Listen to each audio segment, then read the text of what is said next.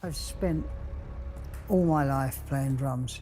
To suddenly not be able to do that is a shock. A king who dominated every chart and sang with a voice that moved millions of hearts ultimately had to bid a heartbreaking farewell to his audience while no longer able to stand on his own. You know, I'm a bit deaf in this ear. I did something to my foot, I'm not sure.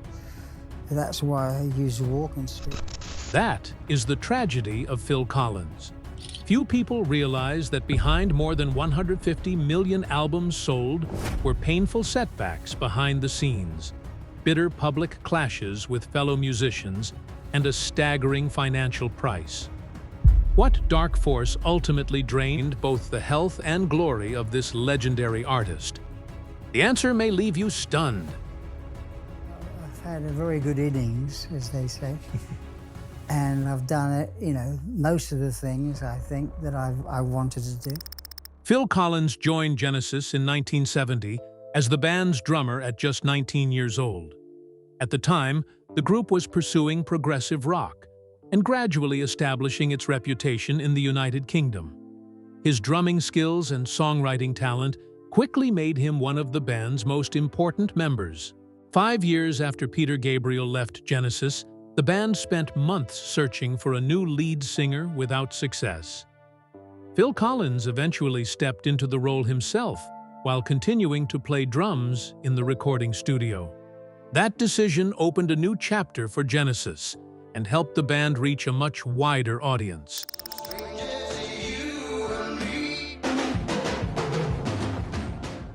In 1981, Phil Collins released his debut solo album, Face Value. The record quickly became a major success thanks to In the Air Tonight, a song inspired by the emotional turmoil in his personal life. The album transformed him from a standout member of Genesis into an international solo star. His distinctive voice and songwriting ability allowed Phil Collins to dominate charts around the world. He became a constant presence on television, radio, and major concert stages, establishing himself as one of the defining pop icons of the 1980s. The album No Jacket Required elevated Phil Collins's career to another level.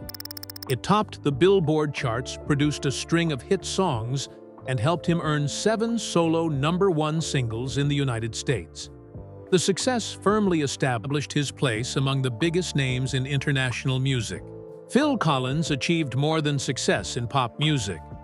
He also left a lasting mark on film. His song, You'll Be in My Heart, from Disney's animated film Tarzan, earned him the Academy Award for Best Original Song in 2000, adding another major milestone to his career. Combining his solo work and his years with Genesis, Phil Collins has sold more than 150 million albums worldwide. His tours consistently sold out, making him one of the most successful recording artists across several decades. His Not Dead Yet tour later grossed nearly $90 million even while he performed most of the shows seated. Alongside that success came years of controversy. Many longtime Genesis fans believed Phil Collins had taken the band away from its progressive rock roots in favor of mainstream pop. Some critics also argued that Genesis became more accessible under his leadership while losing the musical complexity that had originally defined the band. Phil Collins's overwhelming popularity throughout the 1980s also made him a target for criticism. Roger Waters and Kurt Cobain openly expressed their dislike of his music. The animated series South Park also referenced Phil Collins several times in a satirical way. One of the most controversial moments came during Led Zeppelin's reunion performance at Live Aid in 1985. The performance was widely considered a failure, and Jimmy Page claimed Phil Collins did not know the songs. Phil later rejected that accusation, explaining that he had to follow pre-arranged backing parts in certain sections, and describing the atmosphere at the time as tense and lacking coordination. The song Illegal Alien also became a source of controversy because many people considered it insensitive toward immigrants. Opinions on the song have remained divided over the years, and it continues to be regarded as one of the most controversial works in Phil Collins's songwriting catalog. In 1996, Phil Collins decided to leave Genesis after more than 2 decades with the band. He said he no longer felt comfortable with the group's creative direction and admitted that he disliked some of Tony Banks's compositions. His departure closed a significant chapter in Genesis history, while opening a new path in his solo career. Although his career brought Phil Collins extraordinary fame, the greatest upheavals in his life began away from the stage and within his personal life. 3 marriages. Phil Collins' first wife was Andrea Bertorelli. The two married in 1975 after knowing each other from a young age. When they married, Phil adopted Andrea's daughter Joely, and the couple later welcomed a son, Simon Collins.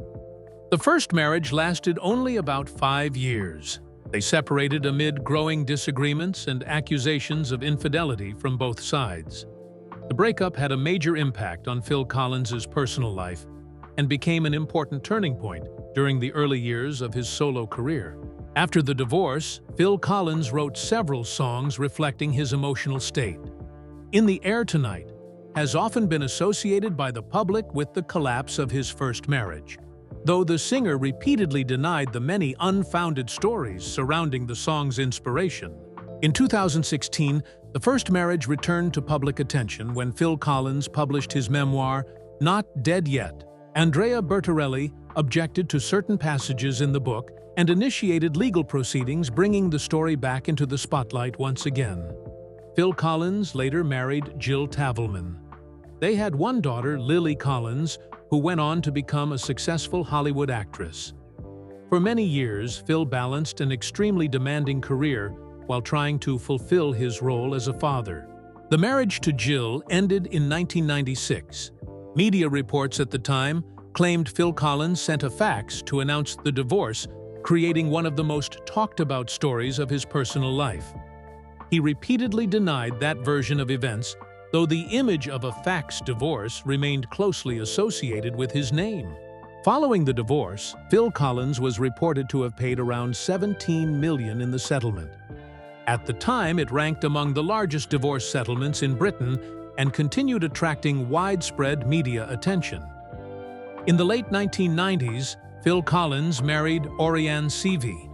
They had 2 sons together, Nick Collins and Matthew Collins. The family often appeared together at public events and was regarded as one of the entertainment industry's prominent couples. The third marriage also came to an end. Various reports estimated the divorce settlement at between $25 million and $47 million, placing it among the largest divorce payouts involving a British recording artist. In a surprising turn, Phil Collins and Orianne Seavey reunited in 2016. They moved back in together and spoke publicly about rebuilding their family. The relationship lasted only a few more years before falling apart again. The two entered a legal battle over Phil Collins's Miami mansion, valued at around $40 million. Both sides exchanged allegations and responses through their lawyers. The dispute lasted for months before reaching a settlement and attracted significant international media attention. Alongside his turbulent marriages, Phil Collins admitted that his demanding career had once created distance between him and his children. Over time, those family relationships gradually improved. Lily Collins has spoken openly about rebuilding her relationship with her father, while Nick Collins followed him into music and became one of his closest collaborators. During Genesis' final tour, Nick took over the role of drummer for his father. The image of father and son sharing the stage became a symbol of one generation passing the torch to the next. If family turmoil left Phil Collins with deep emotional scars, his greatest challenge was still ahead, as his health began to decline dramatically. A major turning point in Phil Collins's health came after Genesis's reunion tour in 2007. During the tour, he developed a serious cervical spine problem. The injury led to long-term complications that directly affected both his mobility and his ability to play the drums. According to Phil Collins, displaced vertebrae in his neck compressed important nerves, causing his hands to gradually lose feeling and dexterity. For an artist who had spent most of his career behind a drum kit, this was a life-changing setback. His ability to hold and control drumsticks declined dramatically. Movements that had once come naturally became difficult because his fingers no longer responded with precision. Phil Collins admitted that he could no longer play the drums with the same technique and intensity that had defined his career. He also developed drop foot, making it difficult to lift the front part of his foot while walking. His balance and mobility declined, affecting everyday life, as well as his ability to remain standing during performances. Phil Collins underwent multiple spinal surgeries in an effort to improve his condition. The operations relieved some symptoms, but could not restore full physical function. The lasting limitations forced him to adapt to a completely different way of living and performing. At one point, he used tape and support devices to secure drumsticks to his hands during practice. Even that was not enough to restore his former playing ability. Chronic pain and restricted movement made extended drumming nearly impossible. His declining health forced major changes to his live performances. Instead of standing and moving around the stage, Phil Collins gradually began performing while seated to reduce the physical strain. His later tours were planned around those limitations. When Genesis launched the Last Domino Tour in 2021, the changes were impossible to miss. Phil Collins remained seated through most of the concerts, focusing entirely on singing rather than combining vocals and drumming as he had done for decades. His son Nick Collins took over as the band's drummer during the tour. The arrangement allowed Genesis to continue performing its classic songs without placing additional strain on Phil Collins. Father and son shared the stage throughout the band's final concerts.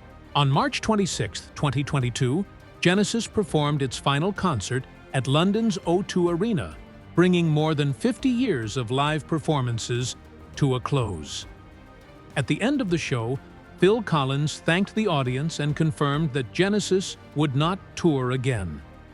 The image of Phil Collins seated at center stage quickly spread around the world. It stood in striking contrast to the energetic performer who had once sung, played drums, and commanded stadium crowds for hours. In 2024, the documentary Drummer First provided another honest look at his condition. Phil Collins spoke openly about no longer being able to play the instrument that had shaped his life long before he became Genesis's lead singer. For Phil Collins, losing the ability to play the drums changed far more than his performances. After decades behind the drum kit, nerve damage and declining mobility brought that chapter of his career almost to an end.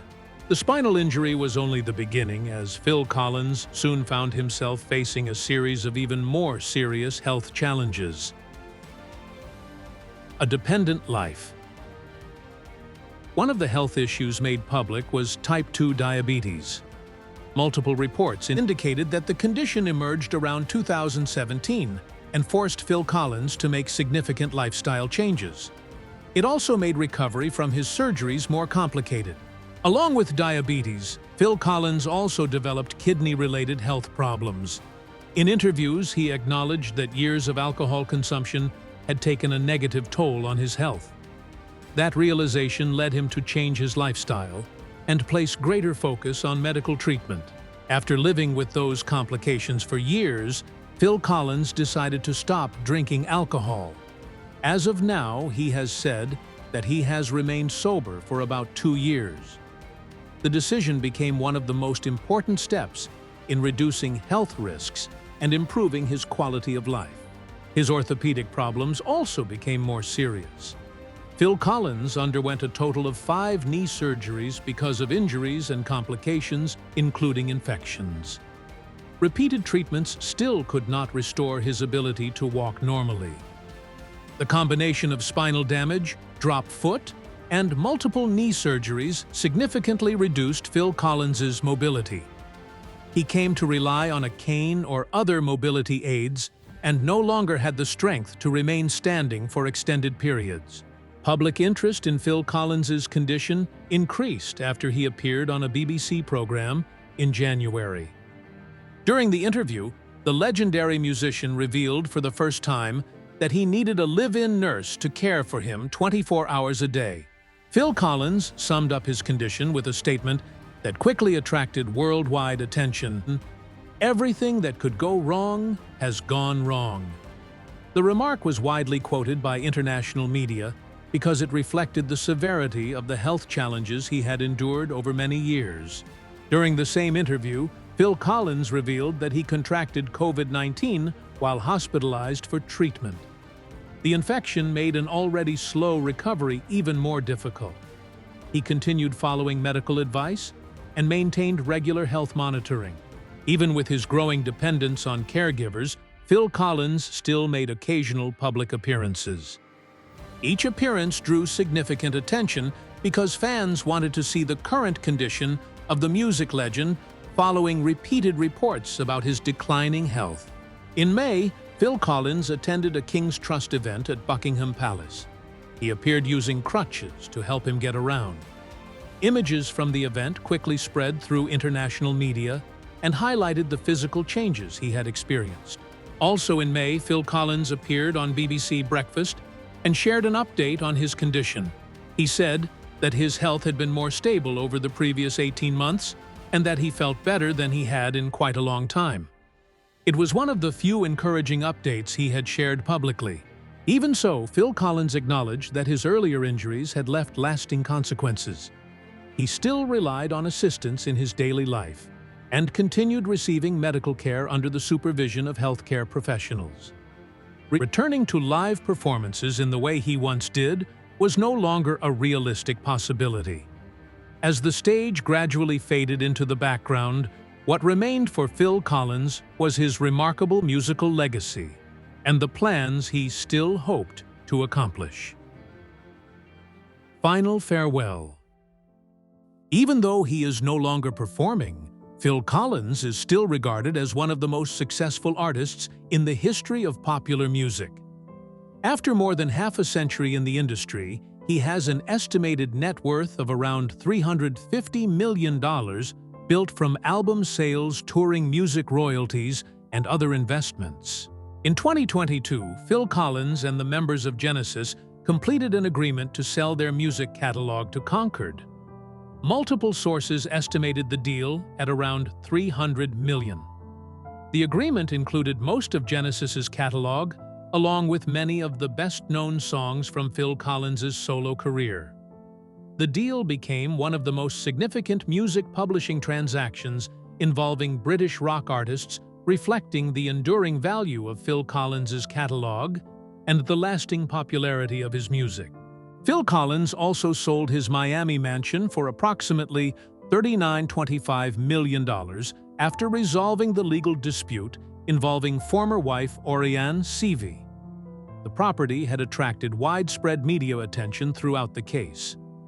Health has now become Phil Collins's top priority. He spends most of his time receiving treatment, resting, and living quietly with his family. Public appearances have become rare and are generally limited to special events. One of this year's major highlights is Phil Collins being honored as a solo artist by the Rock and Roll Hall of Fame. The ceremony is scheduled for November 14th, recognizing his achievements beyond Genesis. Although invited to perform, Phil Collins said he could not accept because of his physical condition. He explained that he was no longer match fit and did not feel capable of appearing on stage at the level he expected of himself. Phil Collins has not given up on making music. During an appearance on the Soda Jerker podcast in July, he revealed that he is still writing songs and has already completed several new recordings. He said he hopes to return to the recording studio if his health allows. No release date has been announced, though he emphasized that songwriting remains an important part of his life. Fans are also looking forward to the 45th Anniversary Deluxe Edition of Face Value scheduled for release in September. The album launched Phil Collins' solo career and remains one of his most influential works. Now in his 70s, Phil Collins continues to rely on mobility assistance and receives round-the-clock care from a live-in nurse. He has openly shared this reality while focusing on spending more time with his family. Phil Collins also remains close to his children. Nick Collins continues building a career as a drummer and is widely viewed as carrying forward his father's musical legacy. Phil Collins' farewell represents more than the end of touring. It also marks the end of an era when he could freely stand before audiences around the world. His music continues to inspire generations of artists and listeners, ensuring that his legacy lives on. If you enjoy authentic stories about legendary musicians and film icons, don't forget to subscribe to the channel and turn on notifications so you never miss our upcoming videos.